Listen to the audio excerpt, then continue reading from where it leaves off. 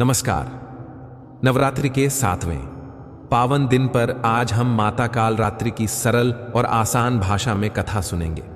यह कथा उन भक्तों के लिए है जो देवी की महिमा, उनके रूप, उनकी लीला और उनकी आराधना के सरल सा मार्ग को समझना चाहते हैं। आप यह कथा पूरा सुनिएगा। आखिर में एक छोटा भजन भी है जिसे सुनना इस कथा को और भी पूर्ण करेंगे। माता काल रात्रि देवी पार्वती का एक तेजस्वी और भीषण रूप है। यह रूप उन्होंने तब धारण किया था जब शुंभ निशुंभ और अन्य दैत्य पृथ्वी लोक पर अत्याचार कर रहे थे। काल रात्रि को घोर श्याम वर्णा बताया गया है। उनका रंग बहुत ही गहरा और भयकारी होता है, परंतु वे अपने भक्तों के लिए अत्यंत प्रेमपूर्ण और रक्षक हैं। वे चतुर्भुज, 4 भुजाओं वाली देवी हैं। उनके हाथों में तलवार, लोहे का अंकुश और वृद्ध मुद्रा दिखाई जाती है। उनका वाहन वैशाख नंदन यानी गरुड़ जैसा शक्तिशाली सवारी माना जाता है। कुछ ग्रंथों में उन्हें महायोगिनी, महायोगेश्वरी और देवी शुभंकारी के नाम से भी जाना जाता है। माता कालरात्रि का स्वरूप ऐसा है कि बुरा देखते ही दुष्ट भयभीत होकर भाग जाते हैं। बस उनके नाम का जाप भी बुराइयों को हराकर शांति देता है। एक समय की बात है, धरती पर 3 बड़े दैत्यों ने अत्याचार फैलाए, शुंभ, निशुंभ और रक्तबीज। इनमें रक्तबीज अत्यंत ही भयंकर था। उसे एक वरदान मिला था, उसका बल उसके रक्त में था। मतलब यह हुआ कि अगर किसी युद्ध में किसी ने उसके शरीर पर वार किया और उसके अंग से कोई रक्त की बूंद गिर गई तो उस बूंद से उसी प्रकार का एक और शक्तिशाली दानव पैदा हो जाता। इस तरह युद्ध जितनी भी बार होता, हर बार जितने भी घाव लगते, उतने उतने दानव उत्पन्न हो जाते। इसलिए कोई भी उसे नष्ट नहीं कर पा रहा था, न देवता, न असुर, न कोई मानव। दैत्यों का यह अत्याचार तीनों लोकों में फैल गया। देवता बड़े दुखी हुए और वे माता पार्वती के पास आए। उन्होंने माता से मदद की प्रार्थना की। देवताओं की विनती सुनकर माता पार्वती बहुत क्रोधित हुई। उनका तेज इतना भयावह हुआ कि उन्होंने अपना रौद्र रूप धारण कर लिया। वही रूप जिसे हम महाकाली, चंडिका और कालरात्रि के नाम से जानते हैं। यह रूप दुष्टों के नाश के लिए था। मां ने स्वयं रक्त बीज के विरुद्ध संघर्ष किया, परंतु हर बार जब भी वे उसके अंग काटती तो रक्त की बूंद जमीन पर गिर जाती और एक नया राक्षस उत्पन्न हो जाता। तब मां ने चाहा कि कोई ऐसा हो जो रक्त की हर बूंद को भूमि पर गिरने से पहले ही रोक दे। तब माता ने देवी चंडिका को आदेश दिया कि वे रक्त की सभी बूंदों को तुरंत पी जाएं, ताकि धरती पर वे न गिरें और न ही किसी नए दानव का जन्म हो। चंडिका ने ऐसा ही किया। उनका रूप आक्रामक और भीषण हो गया। उन्होंने सामने आते हुए रक्त की बूंदें निगल लीं और कई मनी दानवों को ही निगल लिया। अंततः एक एक करके मां के इस क्रोधपूर्ण परंतु न्यायिक रूप ने रक्त बीज का संहार कर दिया। देवताओं की रक्षा हुई और शांति लौट आई। यह कथा हमें यह सिखाती है कि जब कोई बुराई बार बार पैदा हो रही हो, यानी उसका रूप बार बार प्रकट हो रहा हो, तो उसे रोकने का उपाय केवल बाहरी संघर्ष नहीं बल्कि जड़ तक पहुंचकर उतारना है। जैसा कि देवी चंडिका ने रक्त की बूंदों को धरती पर गिरने से पहले ही रोक दिया, वैसी ही समझदारी से बुराई की जड़ को काटना ही स्थायी समाधान है। माता काल रात्रि का रूप हमें भयभीत नहीं करता बल्कि बचाता है। वे हमारे जीवन की अक्कड़ बक्कड़, बुरी आदतें और भय को जड़ से मिटाने वाली शक्ति है। माता काल रात्रि की पूजा को विधि पूर्वक करना उत्तम माना जाता है। यहां मैं आपको सरल और स्पष्ट तरीके से पूजा करने की विधि बता रहा हूं, ताकि कोई भी आसानी से इसे अपना सके। सुबह ब्रह्म मुहूर्त में उठना उत्तम है। स्नान करके स्वच्छ कपड़े पहन लीजिए। पूजा घर या घर के छोटे से मंदिर को गंगा जल या गौमूत्र यदि उपलब्ध हो तो से छिड़क कर शुद्ध कर लें। लाल या गहरा लाल रंग के वस्त्र पहने। यह माता का प्रिय रंग माना जाता है। कलश स्थापित करें। कलश में पानी रखें और उस पर पत्ते, सिंदूर, अक्षत आदि सजाएं। माता को गुड़ या गुड़ का हलवा अर्पित करना विशेष फलदायी माना जाता है। यदि गुड़ उपलब्ध न हो तो मीठा या फल भी अर्पित कर सकते हैं। दीप, मोमबत्ती, दीपक, अगरबत्ती, फूल, सिंदूर, अक्षत, चावल, कलश, नारियल, फल, गुड़। सबसे सरल और प्रभावी मंत्र है AUM काल रात्रि नमःट मंत्र का जाप करते समय मन में श्रद्धा और भक्ति का भाव रखें। यह मंत्र मन को शुद्ध करता है और देवी की कृपा लाता है। पूजा के बाद आरती कीजिए और माता की स्तुति कीजिए। आप काली चालीसा, सिंधु कुंजिका या किसी भी काली स्तोत्र का पाठ कर सकते हैं। यदि समय हो तो नवरात्रि के इन दिनों में महिषासुर मर्दिनी स्तोत्र का भी पाठ बहुत फलदायक माना गया है। नवरात्रि के 7वें दिन की रात को तिल के तेल या सरसों के तेल की एक अखंड ज्योत जलाने की परंपरा है। यदि आप यह ज्योत जलाते हैं तो उसे नवमी की पूर्णाहुति तक जलाकर रखें।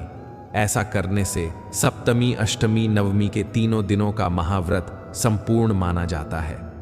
पूजा के बाद आप अपने मन से यह सरल प्रार्थना कर सकते हैं। शब्द सरल रखें और मन से कहें, हे मां काल रात्रि, हे मां भवानी, यदि मेरी पूजा में कोई त्रुटि रह गई हो तो कृपया मुझे क्षमा कर दीजिए। आप मेरे जीवन के सभी कष्ट और बाधाएं दूर कर दीजिए। मुझे सच्ची भक्ति प्रदान कीजिए और मेरे मन में प्रेम और शुद्धता बनाए रखिए। ऐसी साधारण सी सच्ची प्रार्थना से देवी का आशीर्वाद मिलता है। माता का नाम लेने मात्र से भी भय और नकारात्मक शक्तियां दूर हो जाती हैं। यदि आप नियमित रूप से उनका स्मरण, नाम मनन और भक्ति भाव रखते हैं तो जीवन में शांत, साहस और समृद्धि का अनुभव होगा। काली के आराधक कहते हैं कि वे अपने भक्तों की रक्षा करने वाली हैं। चाहे कैसी भी परिस्थिति हो, उन्होंने अपने भक्तों को संभाला है। नवरात्रि के इन पावन दिनों में महिषासुर मर्दिनी स्तोत्र का पाठ विशेष फलदायी माना जाता है। यह स्तोत्र देवी दुर्गा के विजय गाथा का एक स्तोत्र है, जिसमें देवी के अनेक रूपों और उनके कार्यों का वर्णन है, जैसे महिषासुर का वध, चंडमुंड का संहार और दैत्य समूह का विनाश। यहां मैं इस स्तोत्र का सार सरल भाषा में दे रहा हूं। आप चाहें तो पूरा स्तोत्र भी पढ़ सकते हैं, परंतु पहले इसका आशय समझ लेना उपयोगी है।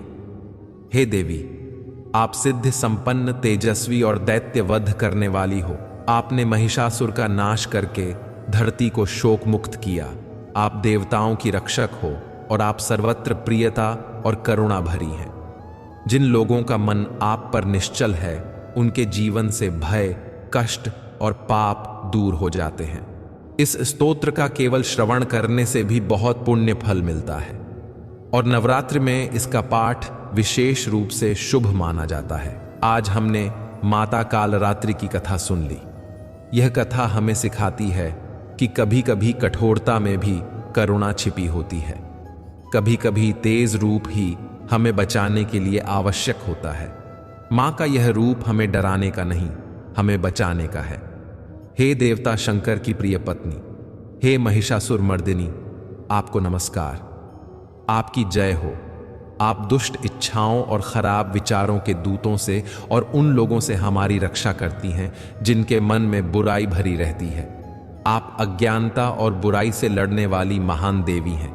आपकी जय जयकार हो। आपकी शक्ति इतनी महान है कि जो भी आपके क्रोध के सामने खड़ा होता है उसका नाश हो जाता है। आप त्रिशूल धारण करती हैं और आपकी गति ही कई दानवों और बुरे लोगों के विनाश के लिए काफी होती है। आपकी दहकती हुंकार से अनेकों राक्षस भस्म हो जाते हैं। हे माता, आपकी जय हो। जब आप युद्ध भूमि में प्रकट होती हैं तो आपका रूप अत्यंत तेजस्वी और भयभीत कर देने वाला होता है। आपके हाथ में त्रिशूल, धनुष और भाला होते हैं। आपका चलना और चाल ढाल दुश्मनों को डरा देती है। आप घोड़ों, हाथियों, रथों और पैदल सेनाओं का संहार करती हैं। रण में आपकी गर्जना और हुंकार सुनकर दुश्मन कांप उठते हैं। आपके तीर और शस्त्र सोने जैसा चमकते हैं और वे भीषण शत्रुओं को परास्त करते हैं। आपके चलने भर से भी जमीन तथा आकाश गूंज उठते हैं। आपने जब शुंभ निशुंभ जैसे महाप्रतापी दानवों का वध किया, तब त्रिबुंद की रक्षा हुई और देवताओं का मन प्रसन्न हुआ। माता केवल युद्ध की देवी ही नहीं, बल्कि नृत्य और संगीत की भी आराध्या देवी हैं। देवांगनाओं का नृत्य, तालों की मधुरता और मृदंग की गूंज, यह सब आपके चरणों के पास रम जाते हैं। आपकी नृत्य रचना से शिव भी मोहित होते हैं और आपके नूपुरों की झंकार हर कान को मंत्रमुग्ध कर देती है। आपकी सुंदरता और तेज से मदमस्त इंद्र भी स्तब्ध रह जाते हैं। आपकी मुरल की मधुर धुनें हवा में जैसे आत्मिक शांति भर देती हैं। माता, आपकी जय महापार्वती। आप करुणा की मूर्ति हैं। जो भी सच्चे मन से आपकी शरण में आता है, आप उसकी रक्षा करती हैं। आपके चरणों की सेवा करने वाले को धन, वैभव, सम्मान और मोक्ष की प्राप्ति का मार्ग सुगम हो जाता है। यदि कोई व्यक्ति अपने हृदय में निष्ठा रखकर प्रतिदिन इस स्तोत्र का पाठ करता है, तो आपकी कृपा उस पर बनी रहती है और उसके शत्रु भी उसकी सहायता में बदल जाते हैं। आपकी दया से जीवन में सुख, समृद्धि और शांति आती है। आप वह माता हैं जो अपने भक्तों के दुख हर लेती हैं और उन्हें सही रास्ता दिखाती हैं। माँ का मुख कोमल और निश्चल चंद्रमा के समान दमकता है। आपके बाल गहरे और घने हैं जैसे काली रात। आपके सीने की तिकोन आकार में शान है। आपकी भांति भूषा, मणिमोटियों और पल्लवों की सुशोभा अत्यंत सुंदर है। आपकी कमर पर सोने के रंग के वस्त्र और सुंदर आभूषण आपकी तेजस्विता को और बढ़ाते हैं। आपके गले में मणियों की माला और आपके नूपुरों की झंकार सुनते ही भूत, प्रेत व नम्र मन वाले भी सम्मोहित हो उठते हैं। आपकी सुगंध से पुष्प, भंवरे और जंगल सब आकर्षित होते हैं। देवी का निवास स्थान प्रकृति की गोद में है। पर्वतों के निकट, निकुंजों में और फूलों की महक से भरे बागों में वह देवांगनाओं के साथ नृत्य करती है और अपने सेवकों, भिल्लिनियों और नौकर गणों के साथ खेलती हैं। साधु, मुनि और भक्त उनकी स्तुति करते हैं और उनकी कृपा की कामना करते हैं।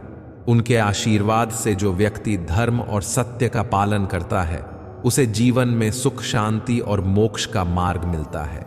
माँ उन लोगों की रक्षा करती हैं जो निर्दोष और दीन दुखियों के लिए खड़ी रहती हैं। वह शत्रुओं को परास्त कर अपने भक्तों को अभय और सम्मान देती है। आपकी शक्ति ऐसी है कि जो भी सच्चे मन से आपकी शरण में आता है, उसे जीवन में भय और संकट से मुक्ति मिलती है। जो व्यक्ति नित्य इस स्तोत्र का मन से पाठ करता है, उनके पति, परिवार और मित्र भी सुखी रहते हैं और शत्रु शांत हो जाते हैं। यदि कोई इस स्तुति को नियमित रूप से पढ़ता या सुनता है, तो देवी लक्ष्मी उसी के समीप निवास करती हैं। उसका हर दिन आसान और सुखद हो जाता है। धन, समृद्धि और स्वास्थ्य मिलता है। साथ ही घर में शांति और परिवार में प्रेम बना रहता है। यह विश्वास किया जाता है कि जो भी इस स्तोत्र का मन लगाकर पाठ करता है, उसकी परेशानियां घटती हैं और उसका जीवन सरल हो जाता है, क्योंकि माता उसकी हर जरूरत जानती हैं और समय पर मदद करती हैं। हे माता, यदि आप चाहें तो मुझे अपने लोक में पहुंचने की योग्यता दें। कृपा करके मेरे जीवन को सही मार्ग दिखाइए। आप ही मेरी आशा, आप ही मेरी शरण हो। हे महिषासुरमर्दिनी, मुझ पर दया कीजिए। हे देवी, आपकी जय जयकार लगातार बनी रहे। जो कोई भी इस स्तोत्र को श्रद्धा से पढ़ता है, उसे आपका विशेष आशीर्वाद प्राप्त हो। हे माँ, मुझे अपने चरणों में स्थान दीजिए ताकि मैं आपकी सेवा कर सकूं और जीवन में सच्चाई के मार्ग पर चल सकूं।